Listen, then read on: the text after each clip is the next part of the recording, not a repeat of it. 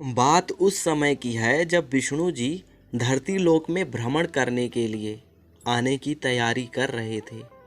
ये देखकर माता लक्ष्मी के मन में ऐसी उत्सुकता जागी कि वो विष्णु जी से सवाल किए बिना रह नहीं सकीं। माता ने उनसे पूछा, स्वामी आप कहाँ जाने की तैयारी कर रहे हैं? उन्होंने लक्ष्मी जी से कहा, देवी मैं धरती लोक पर भ्रमण करने जा रहा हूँ। लक्ष्मी जी ने कहा, स्वामी मैं भी आपके साथ चलना चाहती हूँ। ये सुनकर पहले तो भगवान नारायण बोले, देवी आप चलना चाहती हैं तो ज़रूर चलिए, लेकिन इसके लिए आपको मेरी एक शर्त माननी पड़ेगी। शर्त ये है कि आप धरती लोक पर उत्तर दिशा की ओर मत देखिएगा।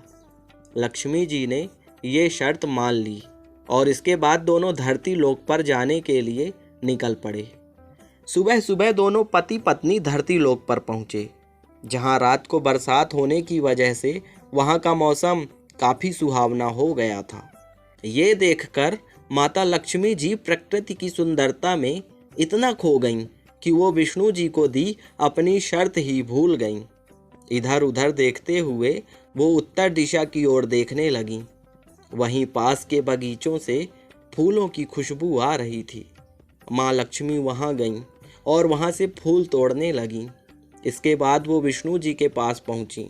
माता के हाथों में फूल देखकर नारायण समझ गए कि लक्ष्मी जी अपनी शर्त भूल गईं, लेकिन उन्हें सबसे ज़्यादा दुख इस बात का हुआ कि वो किसी माली के बगीचे से फूल चुरा कर लाई हैं। माता लक्ष्मी को जब इस बात का एहसास हुआ तो उन्होंने प्रभु से माफ़ी मांगी।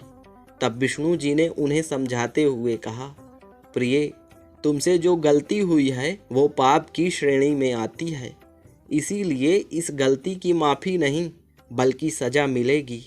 और इसकी सज़ा ये है कि जिस माली के बगीचे से तुम ये फूल तोड़ कर लाई हो, तुम्हें उसी के यहाँ 3 साल तक नौकरानी बनकर रहना पड़ेगा।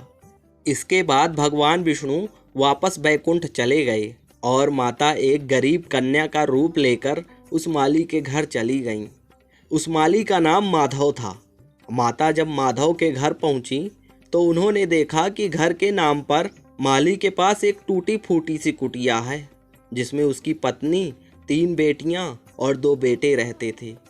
लक्ष्मी जी माधव के पास गईं और उससे बोली, बाबा मैं एक गरीब कन्या हूँ, मेरी देखभाल करने वाला इस दुनिया में कोई नहीं है, इसलिए अगर आप मुझे अपने यहाँ काम पर रख लें तो आपकी बड़ी मेहरबानी होगी। ये सुनकर माली चौंक गया। उसने कहा, बेटी मैं तो खुद बहुत गरीब हूँ, किसी तरह बगीचे के फूल तोड़कर मैं अपना परिवार पाल रहा हूँ, ऐसे में मैं तुम्हें क्या काम दूँ?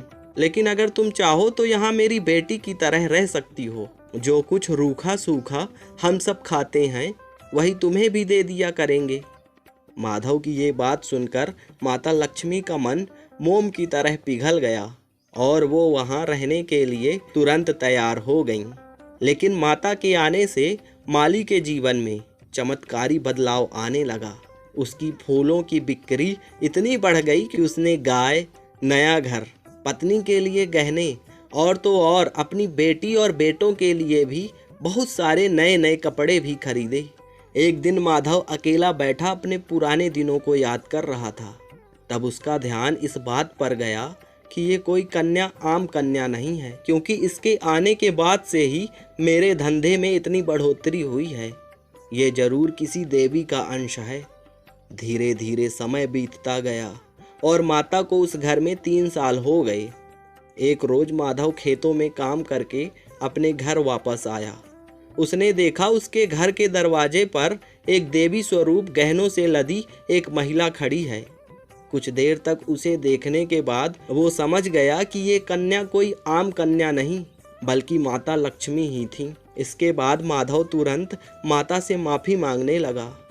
माता ने उससे कहा, माधव तुम जैसे साफ दिल वाले इंसान के यहाँ रहकर मुझे बहुत अच्छा लगा। तुमने मुझे अपनी बेटी की तरह इतने साल तक अपने घर में रखा, इसलिए मैं तुम्हें आशीर्वाद देती हूँ कि आज से तुम्हारे घर में हर प्रकार की खुशियों का वास होगा और तुम्हारे घर में कभी भी धन की कमी नहीं होगी। इसके बाद माता लक्ष्मी रथ में बैठकर बैकुंठ धाम वापस चली गईं। तो दोस्तों, कहानी कुछ इस प्रकार की थी। अगर आपको कहानी पसंद आई है तो हमारे चैनल को सब्सक्राइब करने के साथ साथ इस वीडियो को लाइक भी करिएगा।